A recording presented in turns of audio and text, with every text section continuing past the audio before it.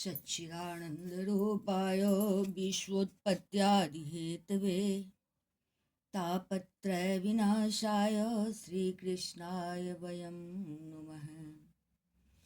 यं प्रव्रजन्तमनुपेतमपेतग्रेत्यं द्वैपायनो विरहकातरयाजुहाव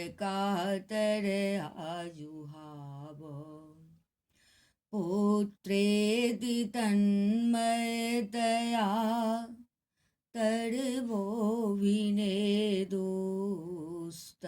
सर्वभूतहृदयं मुनिमानतोऽस्मि।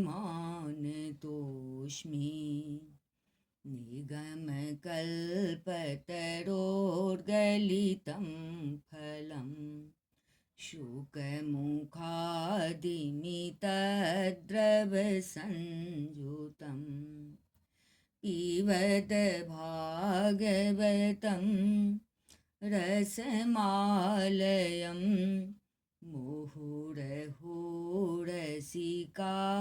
भुवि भावुका। ओम नमो भगवते वासुदेवाय। ओम श्री परमात्मने नमः। इस चैनल पे सभी भक्तगणों का हार्दिक स्वागत है, हार्दिक अभिनंदन है। श्रीमद् भागवत महापुराण के नवम स्कंध में सप्तमोध्याय, जिसमें कि राजा त्रिशंकु और हरिश्चंद्र की कथा का वर्णन है। श्री शुक उवाच। मान्धातुः पुत्र प्रवरो यो अम्बरीशः प्रकीर्तितः पितामहेन प्रवृत्तो यौवनाश्वश्च तत्सुतः हारितस्तस्य पुत्रो भून्मान्धात्र प्रवरा इमे। श्री सुखदेव जी कहते हैं, परीक्षित, मैं वर्णन कर चुका हूँ कि मानधाता के पुत्रों में सबसे श्रेष्ठ अम्बरीश थे। उनके दादा युवनाश्व ने उन्हें पुत्र रूप में स्वीकार कर लिया। उनका पुत्र हुआ यौवनाश्व और यौवनाश्व का हारित। मानधाता के वंश में ये 3 अवान्तर गोत्रों के प्रवर्तक हुए। नर्मदा भ्रातृभिर्दत्ता पुरुकुत्सायोर्गे तया रसातलं नीतो भुजगेंद्र प्रयुक्तया। नागों ने अपनी बहन नर्मदा का विवाह पुरुकुत्स से कर दिया था। नागराज वासुकी की आज्ञा से नर्मदा अपने पति को रसातल में ले गई। गंधर्वान् वधे तत्र बध्यान् वे विष्णु शक्ति धृक नागालब्ध वरः शरपाद भयम अस्मरतामिदम। वहाँ भगवान की शक्ति से संपन्न होकर पुरुकुत्स ने वध करने योग्य गंधर्वों को मार डाला। इस पर नागराज ने प्रसन्न होकर पुरुकुत्स को वर दिया कि जो इस प्रसंग का स्मरण करेगा वह सर्पों से निर्भय हो जाएगा। त्रसदस्यो पौरुकुत्सो यो अनरण्यस्य देहकृत हर्यस्वस्तत्सुतस्तस्माद् दरुणोऽथ त्रिबंधनः। राजा पुरुकुत्स का पुत्र त्रसदस्यु था। उसके पुत्र हुए अनरण्य के हर्यस्व, उसके अरुण और अरुण के त्रिबंधन हुए। तस्य सत्यव्रतः पुत्रस्त्रे संकोरिते विश्रुतः प्राप्ताश्चाण्डालतां शापात् गुरो कौशिक तेजसा। त्रिबंधन के पुत्र सत्यव्रत हुए। यही सत्यव्रत त्रिशंकु के नाम से विख्यात हुए।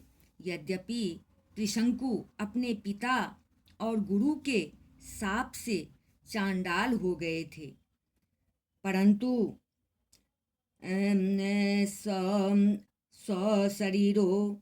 स्वशरीरो गतः स्वर्ग मद्यापि दिवि दृश्यते पातितो वाक्षीरा देवेस्तेनेव अस्तंभितो बलात्। गुरु के शाप से चांडाल हो गए थे, परंतु विश्वामित्र जी के प्रभाव से वे सशरीर स्वर्ग में चले गए। देवताओं ने उन्हें वहां से ढकेल दिया और वे नीचे को सिर किए हुए गिर पड़े, परंतु विश्वामित्र जी ने अपने तपोबल से उन्हें आकाश में ही स्थिर कर दिया। वे अब भी आकाश में लटके हुए दिखते हैं। त्रयशंकवो हरिश्चंद्रो विश्वामित्र वसिष्ठयो यन्निमित्तं भूद्युद्धं पक्षिणोर बहुवार्षिकम। त्रिशंकु के पुत्र थे हरिश्चंद्र। उनके लिए विश्वामित्र और वशिष्ठ एक दूसरे को शाप देकर पक्षी हो गए और बहुत वर्षों तक लड़ते रहे। सोऽनपत्यो विसन्नात्मा नारदस्योपदेशतः वरुणं शरणं यातः पुत्रो में जायताम प्रभो। हरिश्चंद्र के कोई संतान न थी, इससे वे बहुत उदास रहा करते थे। नारद के उपदेश से वे वरुण देवता की शरण में गए और उनसे प्रार्थना की कि प्रभो मुझे पुत्र प्राप्त हो। यदि वीरो महाराज तेनैव त्वां यजे इति तथेति वरुणेनास्य पुत्रो जातस्तु रोहितः। महाराज उन्होंने प्रार्थना की, महाराज यदि मेरे पुत्र होगा तो मैं उसी से आपका यजन करूंगा। वरुण ने कहा ठीक है। तब वरुण की कृपा से हरिश्चंद्र के रोहित नाम का पुत्र हुआ। जातः सुतो हे हयनेनांग मां यजस्वेति सोब्रवीत् यदा पशुर्निर्दर्शः स्यात् तथ मेध्यो भवेदिति। पुत्र होते ही वरुण ने आकर कहा, हरिश्चंद्र तुम्हें पुत्र प्राप्त हो गया, अब इसके द्वारा मेरा यज्ञ करो। हरिश्चंद्र ने कहा, जब आपका यह यज्ञ पशु रोहित 10 दिन से अधिक का हो जाएगा तब यज्ञ के योग्य होगा।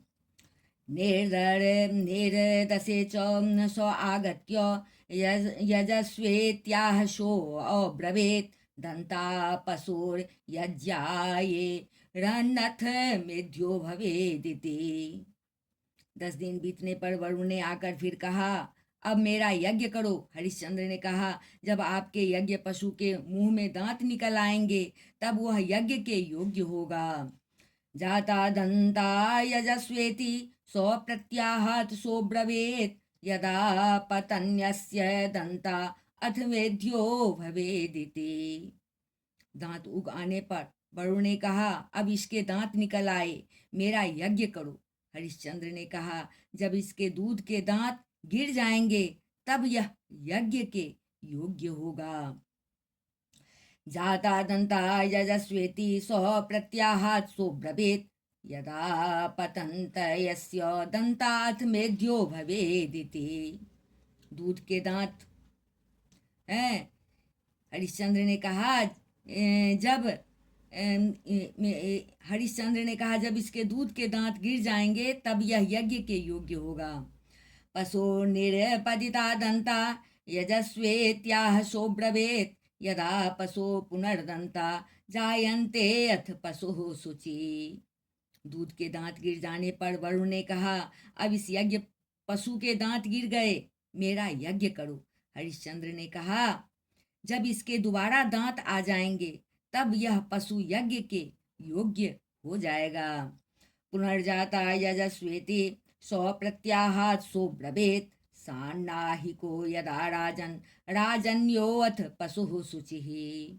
दांतों के फिर उग आने पर वरुण ने कहा, अब मेरा यज्ञ करो। हरिश्चंद्र ने कहा, वरुण जी महाराज, क्षत्रिय पशु तब यज्ञ के योग्य होता है जब वह कवच धारण करने लगे।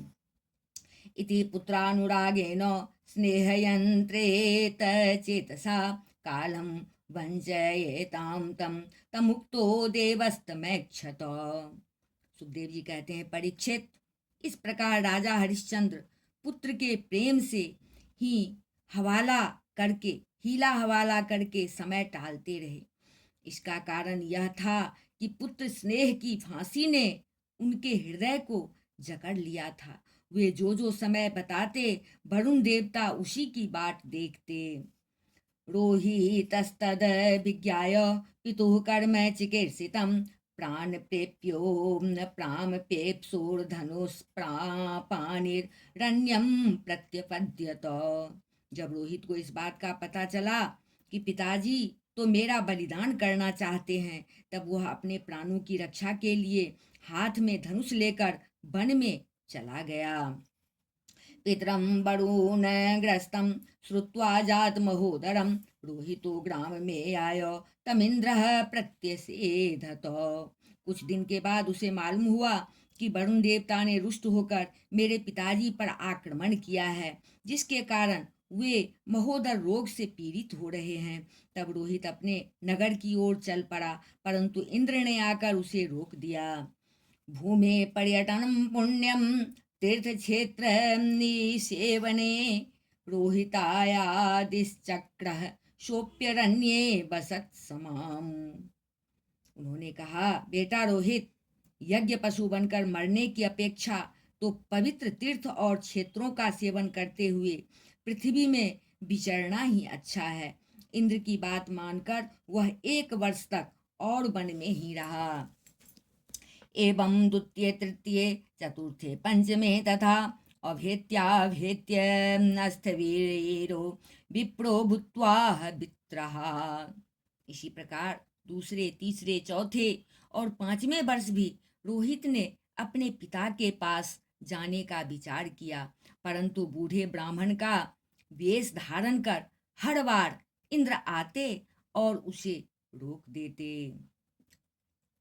खष्टं संवत्सरं तत्र चरेत्वा रोहितः पुरीम् उपव्रजन् जीगर्ता क्रीणान् मध्यमं सुतं शूनः शेपं पशुं पित्रे प्रदाय संबन्धत।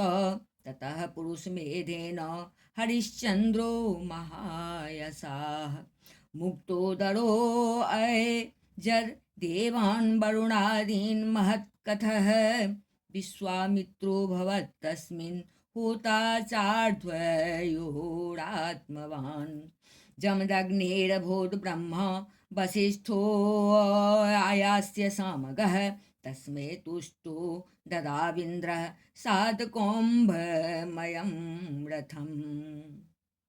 इस प्रकार 6 वर्ष तक रोहित वन में ही रहा। 7वें वर्ष जब वह अपने नगर को लौटने लगा, तब उसने अजीगर्त से उनके मझले पुत्र सुनहसेप को मोल ले लिया और उसे यज्ञ पशु बनाने के लिए अपने पिता को सौंपकर उनके चरणों में नमस्कार किया। तब परम यशस्वी एवं श्रेष्ठ चरित्र वाले राजा हरिश्चंद्र ने महोदर रोग से छूटकर पुरुष मेध यज्ञ द्वारा वरुण आदि देवताओं का यजन किया।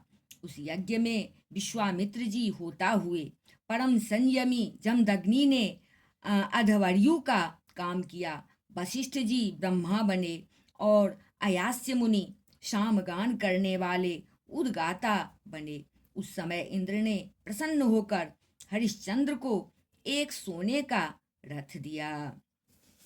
सुना से पश्य महात्म्यमुपरिष्ठात् प्रचक्षते सत्यसारां धृतिं दृष्ट्वा सौभार्यस्य च भूपते। सुखदेव जी कहते हैं, परीक्षित, आगे चलकर मैं सूनहसेप का महात्म वर्णन करूंगा। हरिश्चंद्र को अपनी पत्नी के साथ सत्य में दृढ़तापूर्वक स्थित देखकर विश्वामित्र जी बहुत प्रसन्न हुए।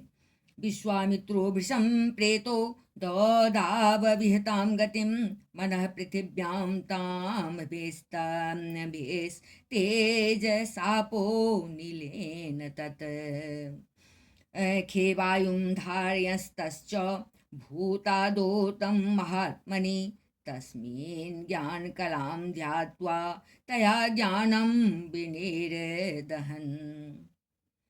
उन्होंने उन्हें उस ज्ञान का उपदेश किया जिसका कभी नाश नहीं होता।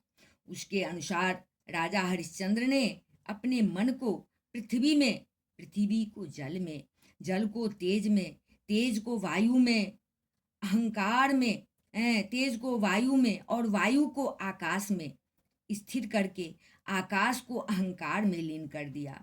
फिर अहंकार को महत तत्व में लीन करके उसमें ज्ञान कला का ध्यान किया और उससे अज्ञान को भस्म कर दिया।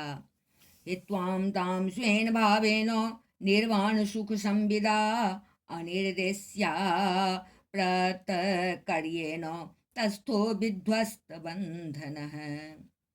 इसके बाद निर्वाण सुख की अनुभूति से उस ज्ञान कला का भी परित्याग कर दिया और समस्त बंधनों से मुक्त होकर वे अपने उस स्वरूप में स्थित हो गए जो न तो किसी प्रकार बतलाया जा सकता है और न उसके संबंध में किसी प्रकार का अनुमान ही किया जा सकता है।